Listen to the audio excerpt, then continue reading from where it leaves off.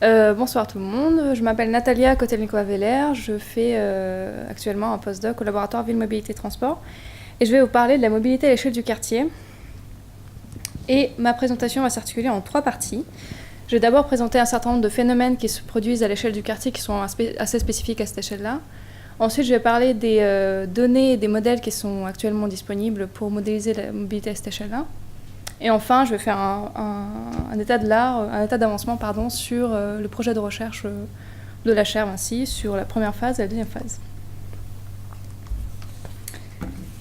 Alors, quand on parle de la mobilité à l'échelle du quartier, il faut commencer par considérer sa structure. Et en fait, ce qu'on vous propose de faire maintenant, c'est de considérer 3 sous-systèmes de ce quartier-là, qui sont le système bâti, qui regroupe l'ensemble des bâtiments qui abritent les activités qui vont avoir lieu sur le quartier, auquel on va également associer toutes les infrastructures, les superstructures, et également les flux matériels et énergétiques entrant et sortant dans le bâtiment. Le deuxième sous-système qu'on va considérer, c'est le système socio-économique, c'est-à-dire l'ensemble des personnes qui vont effectivement effectuer les activités qu'on considère.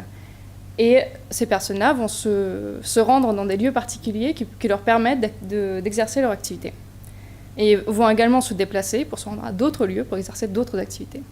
Et le dernier système qu'on va considérer, c'est le système environnemental, c'est-à-dire l'ensemble des éléments de la trame verte, bleue et obscure, c'est-à-dire celle qui est protégée des lumières artificielles de la ville, qui également contribue au fonctionnement du système.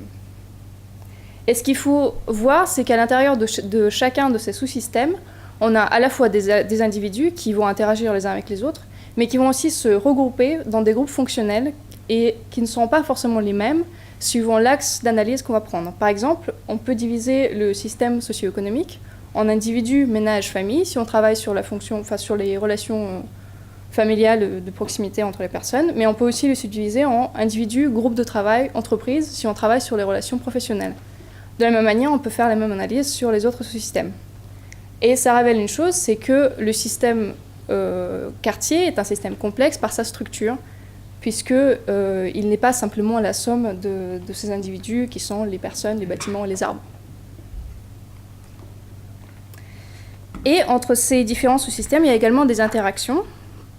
Donc par exemple, entre le bâtiment et les populations, l'interaction qui est évidente, c'est l'usage des populations, par les populations des bâtiments pour exercer les activités. Mais également le fait que les personnes, en étant présentes dans des bâtiments, dans des lieux particuliers, vont s'exposer à un certain nombre d'émissions, qui sont par exemple les émissions de polluants et de bruit, dans ces endroits-là. Le sous-système environnement va rendre un certain nombre de services écosystémiques, à la fois côté bâtiment, par exemple, il va contrôler l'écoulement des eaux, l'écoulement de l'air aussi, créer des ombres pour protéger du soleil, et aussi des services écosystémiques à la population qui est en demande croissante d'accès à la nature. Et en fait, cette structure-là, il ne faut pas la voir comme une structure figée, c'est juste une proposition pour montrer la complexité du système qu'on est en train de considérer. Il faut voir plutôt ça comme 3 pôles d'analyse du quartier.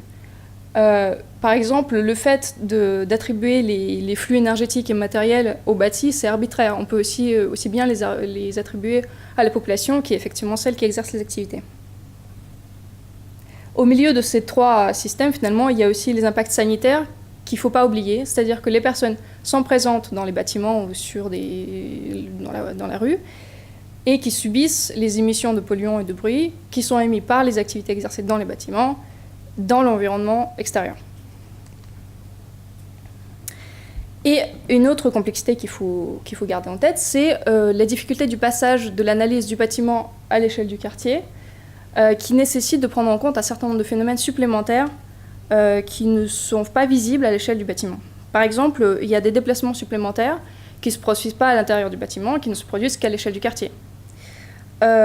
Aussi, quand on considère le quartier, c'est un espace multifonctionnel, et donc il faut prendre en compte non seulement les usagers très typés comme les résidents d'un bâtiment ou les employés d'une entreprise, mais aussi des usagers non réguliers qui viennent pour un temps très court, et finalement, dont l'impact environnemental de l'activité est très faible comparé à l'impact environnemental du déplacement. Et donc, pour intégrer ces usagers qui ne sont pas des usagers réguliers, il faut élargir aussi le champ d'études au-delà du quartier, et donc prendre en compte aussi les interactions au niveau de l'agglomération. Au niveau du quartier aussi, on va voir un certain déterminisme, enfin une détermination des modes que les usagers vont utiliser par la configuration spatiale de l'offre de transport. Par exemple, c'est l'accès, le temps de marche jusqu'à l'arrêt de bus, le nombre de places disponibles au parking, par exemple, ou la disponibilité des véhicules dans les systèmes de partage. De la même manière, les déplacements vont être aussi déterminés par l'offre d'activité qui est présente sur le quartier. Et là-dessus, encore une fois, on a des effets qui dépassent l'échelle du quartier, qui sont plutôt à l'échelle de l'agglomération, si on considère la fréquentation des activités qui ne sont pas des activités, qui sont des activités mineures. Par exemple, les achats. Quand on va se rendre dans une boulangerie, on sait très bien qu'il y a des boulangeries qui sont plus intéressantes que d'autres, alors qu'elles sont dans le même quartier, elles sont l'une à côté de l'autre. Donc ce qui les différencie, c'est la qualité, par exemple, du pain, ce qui n'est pas forcément visible quand on va faire des modèles. Et donc, il faut garder en tête ces effets de masque que font certaines activités sur d'autres activités, et ces effets de masque dépassent l'échelle du quartier. Donc finalement, le quartier n'est pas isolé, il est sujet à des interactions, à des échelles qui le dépassent. Et quelles sont les conséquences de tous ces phénomènes-là sur l'éco-conception? Donc, on a effectivement besoin de décrire très finement les aménités socio-économiques et environnementales à l'échelle du quartier. On a besoin de décrire aussi les moyens et les conditions de circulation de manière, encore une fois, très fine.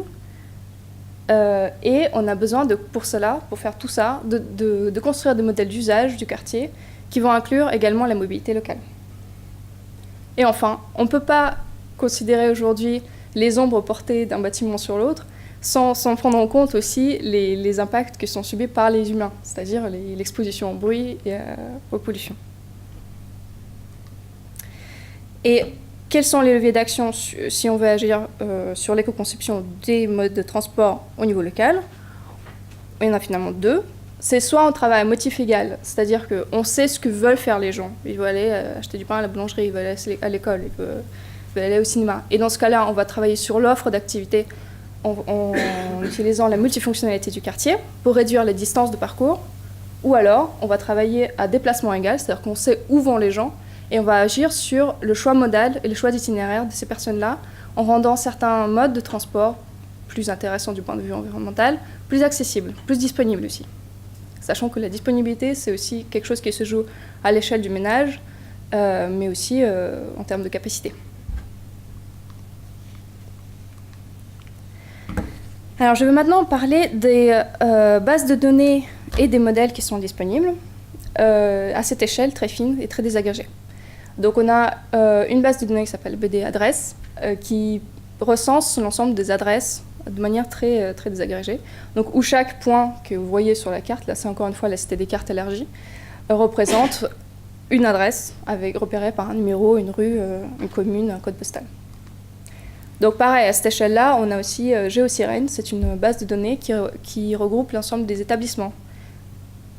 Et encore une fois, qui sont repérés de manière géolocalisée assez précise. Il y a des erreurs, mais assez précise. Et chaque point est caractérisé par le SIRET de l'établissement, aussi le code d'activité et un effectif salarié par tranche. Et donc tout ça va nous permettre de travailler à l'échelle fine pour construire des modèles. Donc la troisième base de données, c'est la base qui donne un peu la géométrie simplifiée de bâtiments et qui va le distinguer, qui va le classer en gros en trois groupes. Les bâtiments remarquables comme les églises, les équipements sportifs, des bâtiments industriels et des bâtiments indifférenciés. On va également donner leur hauteur. Ça, encore une fois, c'est intéressant pour nous parce que ça va nous permettre d'estimer la surface utile dans les bâtiments, par exemple, et en déduire l'occupation, etc., etc. Et maintenant, voilà, ça marche. Donc, je vais vous montrer un exemple de modèle. Alors, c'est pas nous qui l'avons fait, mais par contre, c'est un modèle intéressant parce que c'est un modèle multi-agent.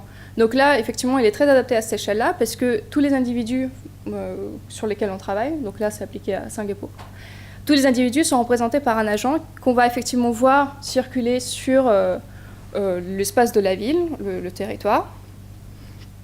Chacun des agents va avoir un programme d'activité qu'il va chercher à accomplir dans sa journée et Matsim, donc le logiciel, va optimiser le programme d'activité, non pas en termes de composition, mais en termes de début d'activité, mode de déplacement, itinéraire choisi, tout ça pour trouver le plan d'activité optimal pour chaque personne.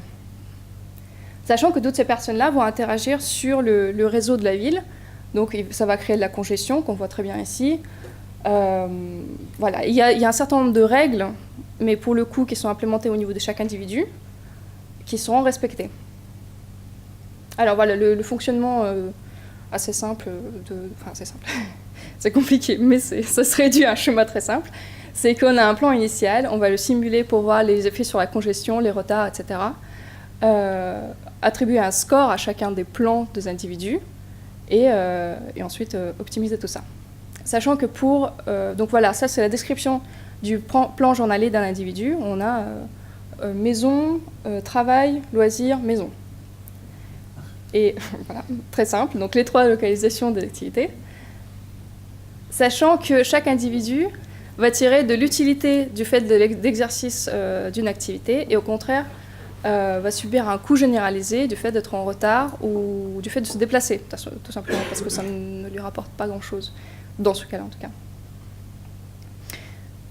Donc voilà, là ils font la simulation et ce qu'ils font c'est qu'ils vont suivre un individu en particulier qui va donc voilà, là il exerce l'activité maison, son utilité croît et ensuite il va sortir de chez lui pour s'insérer sur le réseau.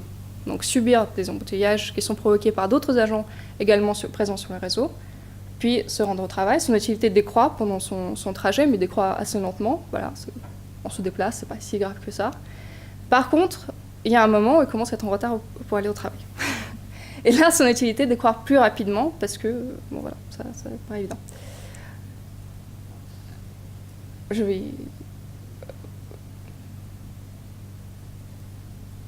Je sais pas si... Je laisse finir. Bon, je pense que c'est assez clair. En tout cas, voilà, donc ça c'est un type de modèles qui existent en ce moment, qui sont développés actuellement par la recherche. En l'occurrence, c'est un modèle qui est développé par une communauté, en fait, donc, où plusieurs universités contribuent et proposent des modules à implémenter dans le modèle. Des modules qui permettent de simuler, par exemple, les transports en commun ou le stationnement, ou combiner transports en commun et rabattement en voiture particulière, covoiturage. Il y a également des modules qui permettent de simuler la marche à pied. Et donc, il y a il y a un univers de modules qui existe. Bon, je crois que on va arrêter là. Voilà. Comme ça, c'est vrai. Et c'est tout long. Voilà, donc il y a un univers de modules associés à ce modèle-là. Et ça, c'est un modèle parmi d'autres. Et ce qu'il faut comprendre, c'est que tous ces modèles-là, ils ont des limites. Donc, si on a toujours des difficultés à modéliser la mobilité à l'échelle fine, c'est parce que tout ça n'est pas encore résolu. Donc, premièrement, il y a des besoins en données, donc des données réelles sur les populations existantes, sur les aménités présentes sur place, sur les capacités. Et ensuite, on a besoin de modèles amont qui vont, par exemple, générer les plans d'activité. Comme vous pouvez vous en douter, on n'a pas les plans d'activité de chaque personne, de chaque individu sur tout le territoire. C'est pas possible et on le voit pas, accessoirement. Et donc, il faut des modèles qui génèrent des plans aléatoires qu'on va simuler. Il va falloir répéter plusieurs fois la simulation parce que c'est stochastique. Donc, ça va prendre un peu de temps. Ça, c'est une première limitation. Bon. Deuxième limitation, c'est que les modèles, par exemple, de circulation qui sont derrière tout ça, sont des modèles simplifiés. Parce que le but ici, c'est pas vraiment de voir, par exemple, est-ce que les différentes files dédiées fonctionnent très bien ou pas. C'est pas l'objet, en tout cas ici. Et accessoirement, on voit beaucoup de choses. On a vu dans cette vidéo qu'il y a les transports en commun, les voitures particulières, etc. Mais c'est pas pour ça que toutes ces choses-là fonctionnent ensemble. C'est pas pour ça qu'elles sont intégrées. Et l'univers de modules qui existent autour de MathSim, ils sont pas forcément compatibles les uns avec les autres. Et donc ça, c'est encore un travail qui est en cours dans la recherche. Et donc, je vais faire, du coup, un état de l'art de la recherche. Mais de la recherche qui est faite dans la chaire Vinci, par ITEC. Et je vais commencer par faire un état de ce qui a été fait pendant la première phase. Donc, pendant la première phase, on a des projets d'élèves qui ont, dans le cours méthode d'analyse des systèmes territoriaux notamment, qui a porté sur l'accessibilité aux aménités et aux impacts locaux. Je vais vous donner quelques illustrations. Mais également sur l'étude de la microlocalisation des moyens de transport et du choix modal. Là-dessus, je vous invite à regarder l'ouvrage collectif qui a été publié. Excellentissime ouvrage collectif. Voilà. On voit dans toutes les bonnes collègues. Exactement. J'en ai vu chez Erol. Et ça fait plaisir de voir son nom des fois sur des ouvrages. Bref. Et comme vous avez pu le voir donc, avec la présentation d'Ouda, il y a eu aussi beaucoup de travail sur la modélisation du stationnement à échelle très fine, dont je rappelle les points saillants. Donc la microlocalisation des places, donc là on va vraiment voir les lots chacun individuellement. La microlocalisation des besoins de mobilité, c'est-à-dire les établissements qui vont générer de la demande de déplacement. On va voir les conditions locales d'occupation de chacune de ces places. Et tout ça pour quoi faire? Pour intégrer au final ces conditions locales d'occupation de stationnement dans la modélisation du choix de mode de transport, c'est-à-dire d'intégrer le coût généralisé du stationnement dans le coût généralisé du déplacement en voiture. C'est ça l'objectif quand même. Et on a pu voir aussi l'extension de la tâche de saturation. Donc voici quelques exemples de ce qui a... Waouh. Bon, dommage, c'est plus joli en vrai. C'est plus lisse. Donc ça, c'est des exemples de ce qui a été fait par des élèves à l'école des Ponts et Chaussées. Donc ils ont tous travaillé sur des gares du Grand Paris Express et de manière très locale. Et donc là, on a l'isochrone en voiture, par exemple, pour accéder à haute école, l'exposition au bruit routier. Voilà. Donc ça, c'est quelques extraits de l'ouvrage, justement. Ce que vous pouvez voir dedans, c'est l'accessibilité à la fois au commerce, aux établissements d'enseignement, aux espaces verts et aux équipements de proximité qui sont mesurés pour le coup en mètres. Là, c'est l'accessibilité au RER. Donc là, on travaille toujours sur la cité des cartes élargies. Donc on peut comme ça construire un certain nombre de cartes. Pour la phase 2, donc il y a déjà des travaux qui ont commencé. Par exemple, ici, c'est un travail assez exploratoire sur le GT. Donc là, vous avez du coup vu ce que c'était, l'enquête ménage-déplacement appliquée à l'Île-de-France, où le but était de voir quels sont les endroits dans Paris qui présentent une certaine intensité urbaine. Et pour ça, on a révélé des déplacements, des chaînes de déplacement de proximité, c'est-à-dire les types d'activités qu'on va enchaîner à la fois proches dans l'espace, proches dans le temps, sans interruption de plus de 1h30 en l'occurrence. Voilà. Et donc, il y a des zones qui permettent d'enchaîner plus d'activités comme ça à la suite que d'autres. Bon, on n'a pas de surprise, mais en tout cas, c'était voilà, une première exploration. Et à partir de là, on va analyser cette fois-ci une base de données GeoSirène pour voir les établissements et voir le potentiel en intensité urbaine de certains territoires.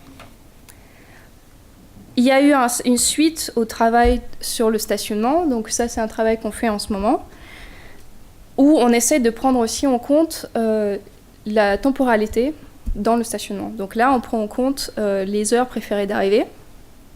Donc, encore une fois, les lots de stationnement, eux, sont discrétisés et sont positionnés localement le long d'une rue. Là, on travaille à l'échelle de la rue, pour le coup, avec une capacité donnée, alors que la demande est désagrégée de manière continue à la fois sur l'espace, donc on a des lieux d'arrivée préférés, et sur le temps, avec des heures d'arrivée préférées. Et ce qu'on fait avec ce modèle, c'est qu'on construit des aires de marché dynamiques qui vont nous permettre de déterminer la demande qui va être associée à chacun des lots localisés sur la rue, et donc d'en déduire les flux qui sont présentés en bas, les flux vers chacun des lots de stationnement. Donc, en l'occurrence, là, ici, on a 3. Et donc de voir la saturation progressive, saturation des parkings. Et donc, dans la suite, dans les mois qui vont venir, on va continuer à développer ce modèle-là pour l'étendre sur la dimension spatiale, pour regrouper un réseau de rues, et aussi sur la dimension temporelle pour prendre en compte les départs des parkings, les parkings qui se libèrent au fur et à mesure, ce qui n'a pas été pris encore pour l'instant. Donc un deuxième axe majeur de recherche, c'est la microlocalisation des moyens de transport et navigation sur un réseau plurimodal dont Fabien Laurent pourrait vous parler un peu plus longuement. Et le troisième, c'est la microlocalisation des aménités pour voir la génération et la distribution des déplacements, c'est-à-dire en gros les besoins de déplacement. Enfin, il y a eu d'autres projets d'étudiants. Je vous ai parlé de l'exploration de l'EGT, de MathSim et de ses capacités que vous avez vues précédemment avec la vidéo. Actuellement, il y a aussi un travail en cours sur l'étude de la possibilité de prise en compte des conditions locales dans les analyses de cycle de vie des quartiers. Et on travaille évidemment sur le transport, ce qui nous intéresse. Donc tous ces travaux qui sont en cours à venir sont bien évidemment en interaction assez étroite avec l'Institut Efficacity. Et voilà, je vous libère. Merci de votre attention.